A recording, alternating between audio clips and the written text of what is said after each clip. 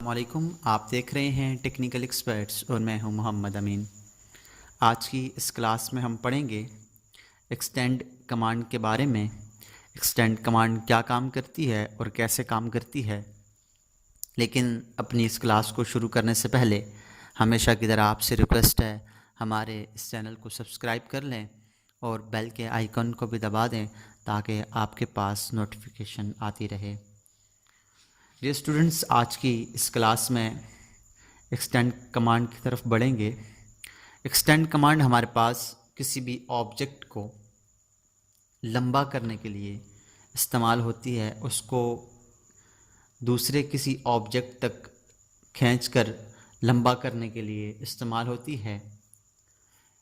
Extend की command हम 3 तरीक़ों से एक्टिव कर सकते हैं। इसका एक तरीका ये है कि हम मॉडिफाइड टूल बार में से एक्सटेंड के ऊपर क्लिक करें तो हमारे पास ये कमांड एक्टिव हो जाती है।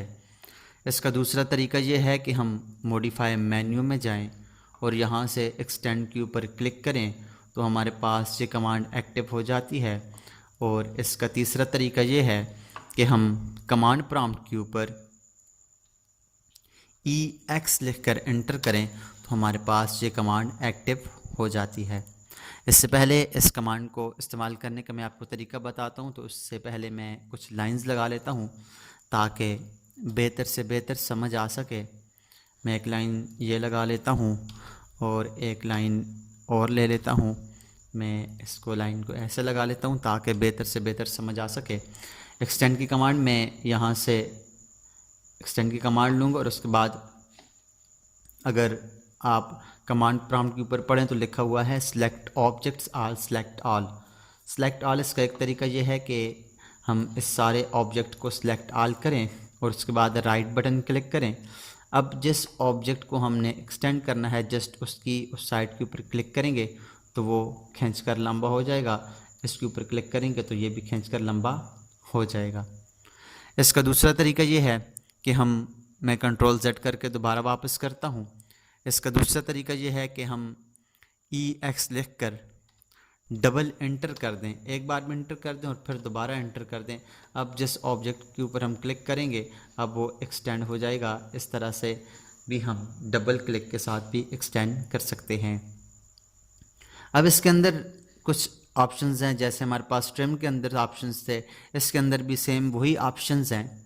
याद रखिएगा कि ट्रिम की कमांड इस्तेमाल करते हुए हम एक्सटेंड को भी यूज़ कर सकते हैं और एक्सटेंड की कमांड यूज़ करते हुए हम ट्रिम को भी यूज़ कर सकते हैं।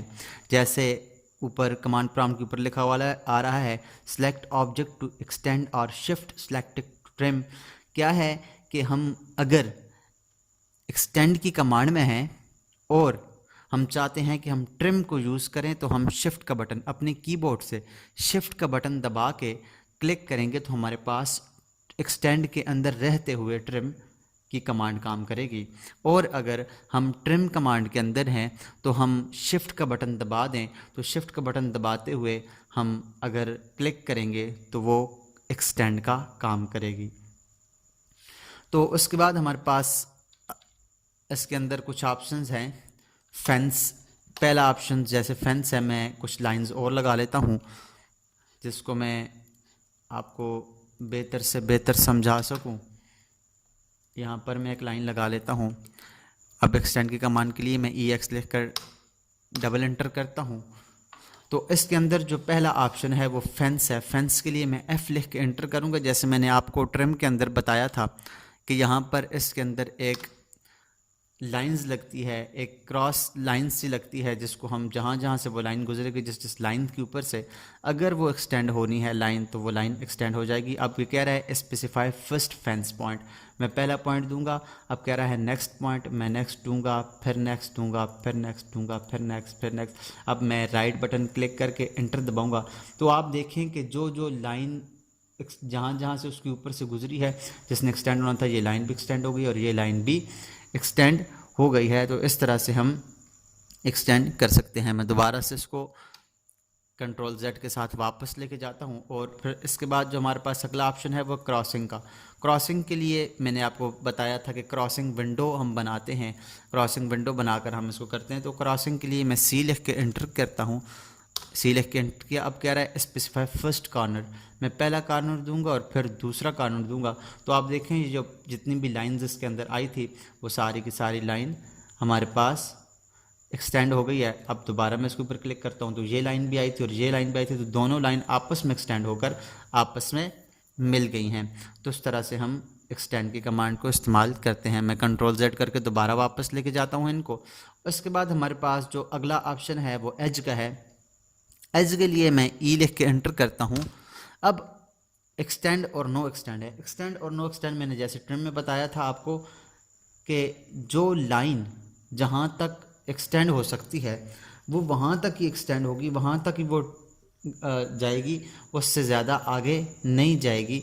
तो उसके लिए जैसे मैंने ट्रिम के अंदर आपको बताया था कि जहाँ पर लाइन उस जगह तक ही ट्रिम होगी जहाँ तक हमारे पास वो जा सकती है, ट्रिम हो सकती है, एक्सटेंड हो सकती है, वहाँ तक ही ट्रिम होती है। तो सेम इसके अंदर भी ऐसा ही ऑप्शन है। तो मैं एक्सटेंड के लिए ई लिख के एंटर करता हूँ और उसके बाद मैं इसके ऊपर क्लिक करता हूँ। तो जहाँ तक इसने एक्सटेंड होना है, जहाँ तक ये ट्रिम होती है तो वहीं तक ये एक्सटेंड होती है। तो सेम इसी तरह हम इस ऑप्शन को भी यूज़ कर सकते हैं। दोबारा से मैं कंट्रोल Z दबा के वापस लेके जाता हूँ और उसके बाद अंडू है। अंडू क्या है, मैं यू लिख के एंटर करूँगा तो वापस जो हमारे पास जितनी भी कमांड है वो वापस होती जाएंगी। उसके अंदर हमने जितना भी काम किया था वो सारा का सारा वापस होता जाएगा। तो इस तरह से हम एक्सटेंड को भी यूज़ कर सकते हैं और इसका एक्सटेंड के ऑप्शन को भी यूज़ कर सकते हैं। तो उम्मीद करता हूँ आपको ये बात समझ आई होगी, ये कमांड के बारे में समझ आई होगी और मुख्तलिफ ऑप्शंस भी समझ आए होंगे। अगर आपको कोई बात समझ ना आई हो तो आप कमेंट्स में लाजमी पूछ सकते हैं। और अगर आपको हमारी ये वीडियो अच्छी लगी हो, ये समझ आई हो, तो ज़रूर हमारी वीडियो को लाइक कीजिएगा और दोस्तों के साथ भी शेयर कीजिएगा। मिलते हैं नेक्स्ट क्लास में, तब तक अपना और अपने साथ जुड़े हर रिश्ते का ख्याल रखिएगा। अल्लाह नेहगबान।